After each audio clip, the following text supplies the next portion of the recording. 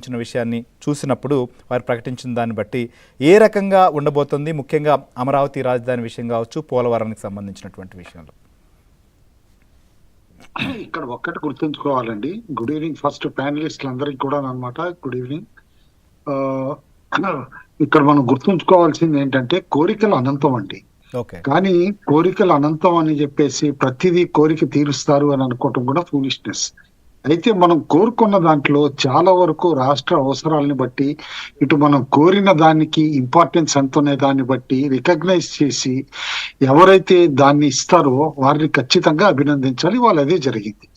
ఖచ్చితంగా కేంద్రం అన్నమాట ఏదైతే ఈ రాష్ట్రం కోరుకుంటుందో, చంద్రబాబు నాయుడు గారు ఏదైతే అడిగారో 5 సంవత్సరాలు విధ్వంసం తర్వాత రాష్ట్రం కోలుకోవాలంటే ఏది must and should centre support కావాలో అది రిక్వెస్ట్ చేశారు. అది లిటరల్లీ మొత్తం ఇచ్చారని చెప్పేసి అనుకోవాలి. ఎందుకంటే రాష్ట్రానికి జీవనాడి అనుకుంటాం మనం పోలవరానికి ఇప్పుడు ఫండింగ్ కానీ ఏదైనా సరే నిర్మలా సీతారామన్ గారు ఆఫ్టర్ బడ్జెట్ ప్రెస్ మీట్ లో కూడా క్లారిటీ తోటి చెప్పారు. ఇన్ఫాక్ట్ ఈవెన్ ఏదైతే గనక రీహాబిలిటేషన్ కానీ ఖర్చులు కానీ వీటన్నిటి కూడా లెక్కలు చెప్పి దాన్ని చూసి కొన్ని కొత్త ప్రాబ్లమ్స్ కూడా ఉన్నాయి, అవి కూడా రికగ్నైజ్ చేశాము, దాన్ని బట్టే ఫండింగ్ కూడా చేస్తామని చెప్పేసి చెప్పనగాక చెప్పారు. కాబట్టి వన్స్ ఈ రీసెంట్లీ వచ్చిన ప్రాబ్లమ్స్, గత 4 సంవత్సరాల్లో నెగ్లిజెన్స్ వలన వచ్చిన కొత్త ప్రాబ్లమ్స్ ఏవైతే ఉన్నాయో, ఎడిషనల్ ఖర్చు ఏదైతే ఉందో అదంతా కూడా కేంద్రం భరిస్తుందని చెప్పేసి అనుకుంటున్నాం. అండ్ చెప్పనగాక చెప్పారు కాబట్టి అవుతుందని చెప్పేసి కూడా అనుకుంటున్నాం. అదే విధంగా రాజధాని దగ్గర కూడా అనమాట ఒక విలేకరు అడిగితే ప్రశ్న క్లియర్ గా జవాబు చెప్పారు ఆవిడ. ఇప్పుడు ఏంటి మల్టీలాటరల్ ఏజెన్సీస్ ద్వారా ఏదైతే సపోర్ట్ ఇస్తామో రాజధానికి 15,000 కోట్లని ఏదైతే అన్నారో వితౌట్ ఎనీ సెకండ్ థాట్స్ అనమాట, డౌట్స్ లేకుండానే ఆవిడ చెప్పారు. ఆ మాటల్లో వర్డ్ టు వర్డ్ కేర్ఫుల్ గా వింటే అది గ్రాంటా, స్పెషల్ అసిస్టెన్సా అవన్నీ మేము చూసుకుంటామని చెప్పేసి అని అన్నారు. ఇవాళ రాష్ట్ర ఫిజికల్ పరిస్థితి మనకు తెలుసు ఏ విధంగా ఉంది మన ఫైనాన్షియల్ పరిస్థితి. సపోజ్ ఈఏపీ ప్రాజెక్ట్ కింద వరల్డ్ బ్యాంక్ ప్రాజెక్ట్ కిందే తీసుకుందాం అనుకున్నాం. అందులో ఈఏపీ ప్రాజెక్ట్ లో చాలా ఈఏపీ ప్రాజెక్ట్స్ కేంద్రం 90% అసిస్టెన్స్ ఇచ్చి రాష్ట్రం 10% పెట్టుకుంటుంది. కాబట్టి ఇప్పుడు ఈ 15,000 కోట్లలో దాదాపు ఈఏపీ ప్రాజెక్ట్ కింద లేబుల్ చేస్తే మల్టీలాటరల్ ఏజెన్సీ కింద రాష్ట్రానికి ఖర్చు అనేది చేతిలో నామినల్ ఖర్చు అంతే, మిగతాదంతా కేంద్రం పెట్టుకున్నట్టే కదా. అండ్ ఇంకొకటి ఎఫ్ఆర్బిఎం లిమిట్ లో కూడా రాదు. ఇఫ్ ఎట్ ఆల్ ఇది వరకటి స్పెషల్ ప్యాకేజ్ అని ఏదైతే రాష్ట్రం ఒప్పుకుంది అని చెప్పి అప్పుడు అన్నారు, ఈవెన్ ఆ నామ్స్ కింద చూసినా తిరిగి ఆలోచించినా డెఫినెట్లీ అనమాట కేంద్రం అనమాట అమరావతికి తన సపోర్టు 100% గ్యారంటీ ఇస్తోంది.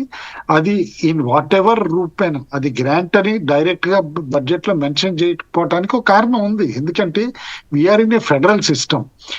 ఏదో ఒక తాయిలం లాగా ఒక రాష్ట్రానికి నేను 1,00,000 కోట్లు ఇచ్చేస్తాను, 50,000 కోట్లు ఇచ్చేస్తాను అని చెప్పేసి కేంద్రం చేయలేదు. ఎందుకంటే ఇన్ని రాష్ట్రాలు ఉన్నాయి దేశంలో, అందరినీ అనమాట ఒక ఫాదర్ అనమాట కొడుకుల్ని చూసుకున్నట్టు అందరినీ ఫ్యామిలీ మెంబర్స్ చూసుకున్నట్టు చూసుకోవాలి. అయితే ఏ ఫ్యామిలీ మెంబర్ అయితే వీక్ గా ఉన్నారో, నష్టపోయారో వాళ్ళని అడిషనల్ గా ఎట్లా కంపెన్సేట్ చేయాలనేది ఏదో ఒక స్కీమ్ ద్వారానో ప్రోగ్రామ్ ద్వారానో రూపేనా ఖచ్చితంగా ఫాదర్ చేస్తారు. అదే విధంగా అనమాట ఇప్పుడు కేంద్రం కూడా ఆంధ్రప్రదేశ్ కి చేస్తుంది.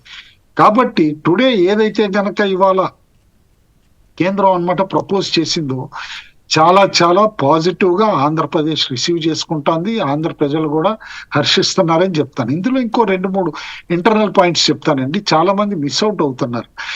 యాక్చువల్ గా ఫిషరీస్ లో who is the biggest exporter అండి మొత్తం భారతదేశంలో? Andhra Pradesh. Majority of the marine exports అంతా కూడా ఇవాళ మెరైన్ ప్రోడక్ట్స్ కానీ మెరైన్ షింప్ ప్రోడక్ట్స్ కానీ వీటన్నిటికి కూడా ఎంత పెద్ద పీట వేసారో చూసాం. అంటే ఇండైరెక్ట్ గా సెగ్మెంట్ పైన కేంద్రం ఫోకస్ పెట్టడంతో బెనిఫిట్ అయ్యేది ఏది? ఆల్రెడీ లీడర్షిప్ పొజిషన్ లో ఉన్న ఆంధ్రప్రదేశ్ ఇంకా కన్సాలిడేట్ చేసుకోవడానికి.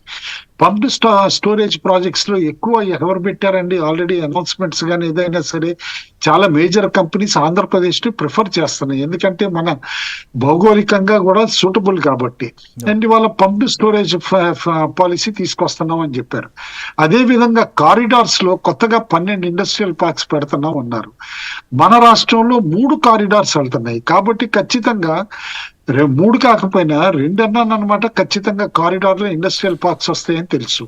అండ్ అదే విధంగా మెన్షన్ కూడా చేశారు, కోపర్తిది కానీ ఓర్వకల్ది కానీ ఈ నోట్స్ ఏవైతే ఉన్నాయి ఇవన్నీ కూడా మెన్షన్ చెన్నై, చేశారు. వైజాగ్ కాబట్టి కావచ్చు, హైదరాబాద్, బెంగళూరు కావచ్చు. Yes. బెంగళూరు కావచ్చు ఇవన్నీ కూడా. కాబట్టి ఆల్ ఇన్ ఆల్ ఒక విధంగా అన్నమాట ముఖ్యమంత్రి చంద్రబాబు నాయుడు గారు వినూతనంగా ఆలోచించిన ఒక మేజర్ ఏదైతే గనక ప్రోగ్రామ్ ఉందో ప్రపంచంలోనే ఎవరు టేకప్ చేయింది స్కిల్ సెన్సస్ అన్నమాట. నైపుణ్య గుర్తింపు అన్నమాట. ప్రతి కుటుంబంలో ఏదైతే ఉందన్న దానికి ఇంపార్టెన్స్ ఇవాళ కేంద్రం స్కిల్లింగ్ పైన ఎంత ఫోకస్ పెట్టిందండి ఈ బడ్జెట్ లో. అంటే రేపు ఏమి కావాలి అనే అవసరాన్ని వాళ్ళు ముఖ్యమంత్రి గారు గుర్తించారు. అదే ఇవాళ కేంద్రం కూడా అన్నమాట